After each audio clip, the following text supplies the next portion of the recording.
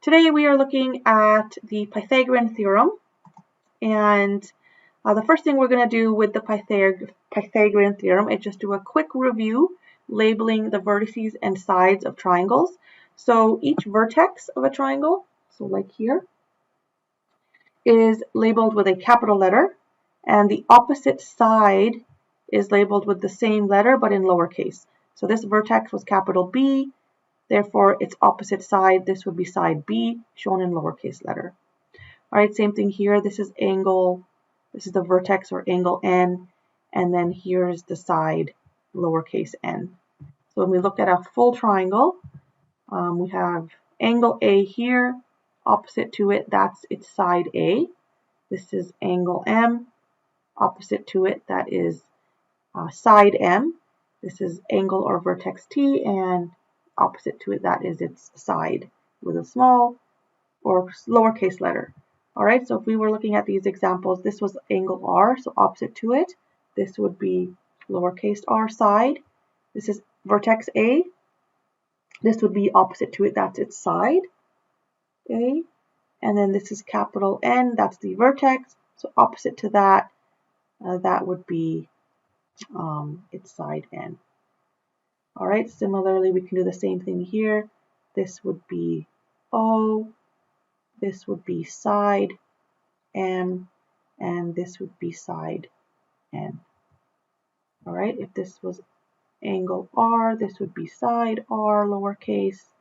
This is Q, so this would be side Q, and this is P, that would be side P. All right, so that is just a quick review on labeling vertices and sides of triangles. Next, we're going to look at the specific right-angled triangles.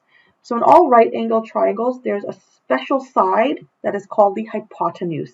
And that hypotenuse, in these cases, it is labeled C, and it is always the side opposite from the right angle. So this is the right angle. Right across from it is C, that is the hypotenuse.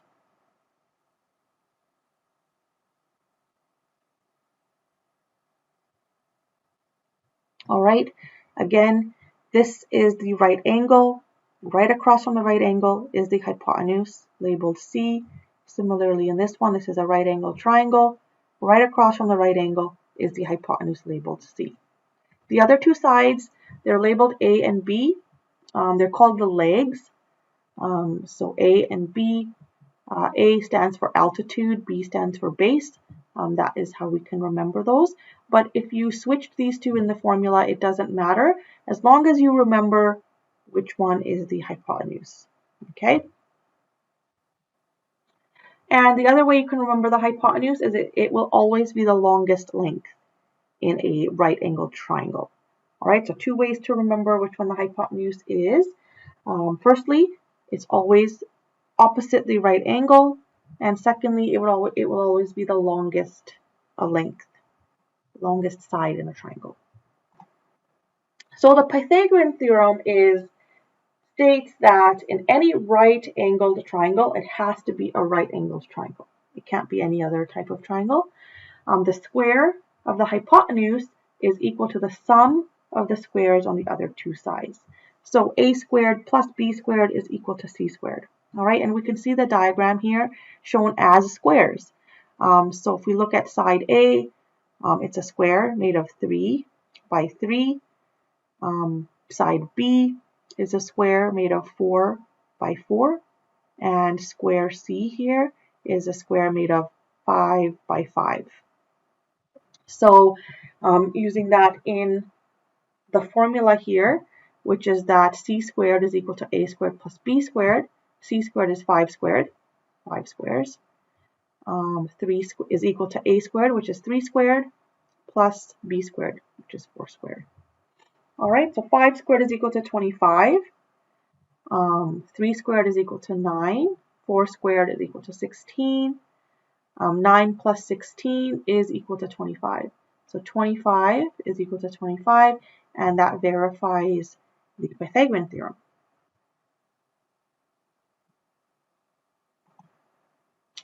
All right, so let's take a look at these examples here. Okay, so certain sets of numbers are known as Pythagorean triplets or triads because they can be used to make up the sides of a right-angled triangle. So again, it is only for a right-angled triangle. So like we saw in the previous example, the numbers 3, 4, 5, 3, 4, and 5 were considered a triplet or a triad because they satisfied the Pythagorean theorem, which was c squared equals a squared plus b squared. The largest number, like I said before, is the hypotenuse, or c, in our formula. So let's check here. Are the numbers 5, 12, and 13 Pythagorean triplet? So the largest number is 13. Okay, so a squared plus b squared equals c squared. So does that work? So let's try that. Does 5 squared plus 12 squared, does it equal to 13 squared? So let's check. 5 squared is 25 plus 12 squared. 12 squared is 144. Does that equal to 13 squared, which is 169? All right, 25 plus 144, it does equal to 169. So the left side is equal to the right side. So therefore, yes, we can say the numbers 5, 12, and 13, they are considered a Pythagorean triplet. So they can be called a Pythagorean triplet or a Pythagorean triad. So let's look at the next example. 6, 8, and 10. Are these considered a Pythagorean triad? So again, the largest number is 10, is the c in our equation, which is the hypotenuse. So does a squared plus b squared equal c squared? So 6 squared, these can be interchangeable. 6 squared plus 8 squared, but the hypotenuse will always be the largest side. Does it equal to 10 squared? All right, so 6 squared is 36. 8 squared is 64. And does that equal to 10 squared, which is 100? Okay, so 36 plus 64, that does equal to 100. So 100 does equal to 100. Left side equals to the right side. So therefore, yes, this would also be considered a Pythagorean triad. Square roots are important in the Pythagorean theorem because we will be using them to figure out missing sides in a right-angled triangle. So just to go over square roots quickly here, we know that 5 squared is equal to 25. And if you take the opposite of that, if we take the square root of 25, it is equal to 5. All right, similarly, we know that 9 squared is equal to 81. 9 times 9 is equal to 81. If we take the square root of 81, it is equal to 9. All right, so we can use that now with our calculations using the Pythagorean theorem. So we have here an example. Calculate the hypotenuse of a right-angled triangle where the base is 16 centimeters and the altitude is 12 centimeters. So start by drawing a right-angled triangle. Okay, it is right-angled. We need to calculate the hypotenuse. So we need to calculate this one here. And I'm just going to call it C for hypotenuse. And the base is 16 centimeters. So we know this is 16 centimeters. And the altitude is 12 centimeters. So 12 centimeters there. So there's my sketch of my right triangle. And we are trying to solve for C. We are trying to solve for the hypotenuse. And we know from the Pythagorean theorem, we know a squared plus b squared equals c squared. All right, so let's substitute in our values. A is the 12, so 12 squared, plus b, which is 16, so plus 16 squared has to equal to c squared. So 12 squared, that's 144, plus 16 squared, which is 256,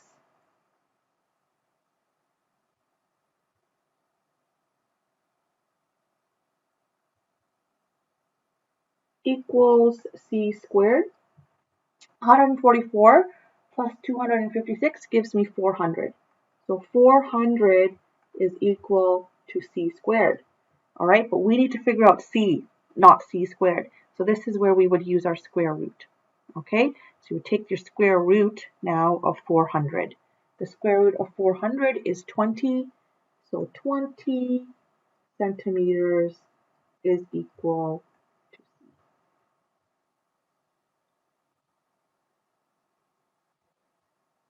Next example, find the length of the altitude of a right angled triangle where the base is 7 kilometers and the hypotenuse is 25 kilometers. So start with your sketch of a right triangle. Okay, so there's the right angle there. We know that we need to find the altitude, so that's the one we need to find. That would be the A. And the base is 7 kilometers. So that's 7 kilometers there. Hypotenuse is 25 kilometers. All right, so since we know a squared plus b squared is equal to c squared, but this time we need to solve for a squared, so we have to subtract the b squared, right? So subtract b squared on both sides. That gives me a squared is equal to c squared minus b squared. All right, and now we can just fill in what we know. So a squared is equal to c squared, so 25 squared, minus the b squared, which is 7 squared. All right, 25 squared. 25 squared is 625, minus 7 squared, which is 49. So a squared is equal to 625 minus 49, which is 576. All right, but that is for a squared. All right, so if you look at this number, it's really large, right? It doesn't make sense. This is 25, this is 7, this can't be 576. So you know you still have one more step to do, which is the square root. Okay, so take the square root now, like so. And the square root of 576, A is equal to 24 kilometers.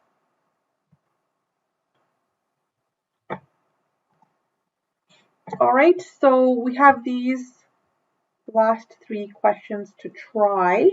So in this one, we're trying to find the hypotenuse. So we're trying to find the length of side x in each triangle. In this case, x is the hypotenuse, and so therefore I'm just going to call it C, and this is A, and this is the B. All right, so in this case, we're trying to find our C. So A squared plus B squared is equal to C squared. So 35 squared plus 12 squared is equal to C squared. 35 squared is 1,225 plus 12 squared, which is 144, is equal to c squared. So 1,225 plus 144, that's 1,369, is equal to c squared. So we do just have to take the square root of this to get our answer for c. And I get 37 units is equal to c, which was equal to our x.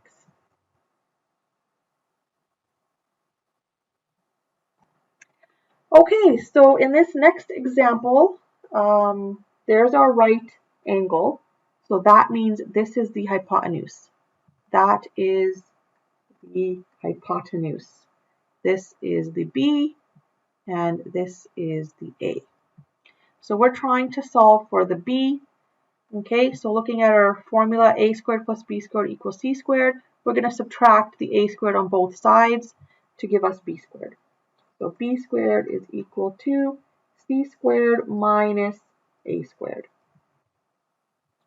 All right, which is equal to 25 squared minus 20 squared. 25 squared is 625, and 20 squared is 400. 625 minus 400 is 225, so b squared is equal to 225, and then we do have to take the square root of that, and the square root is equal to 15.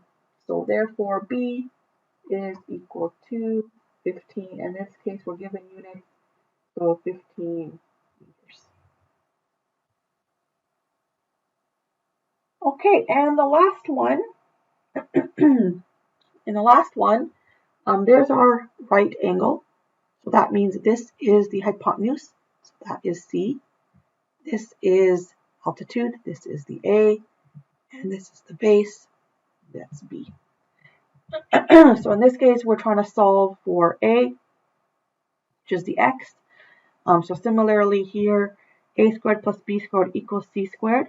So we're going to subtract b squared on both sides to give me the formula a squared is equal to c squared minus b squared. All right, so that equals to 178 squared minus 160 squared. So I'm just going to put that into the calculator. 178 squared minus 160 squared. That gives me 6,084. So I've already subtracted. All right, so we have to take the square root of that. And my answer is 78. So A is equal to 78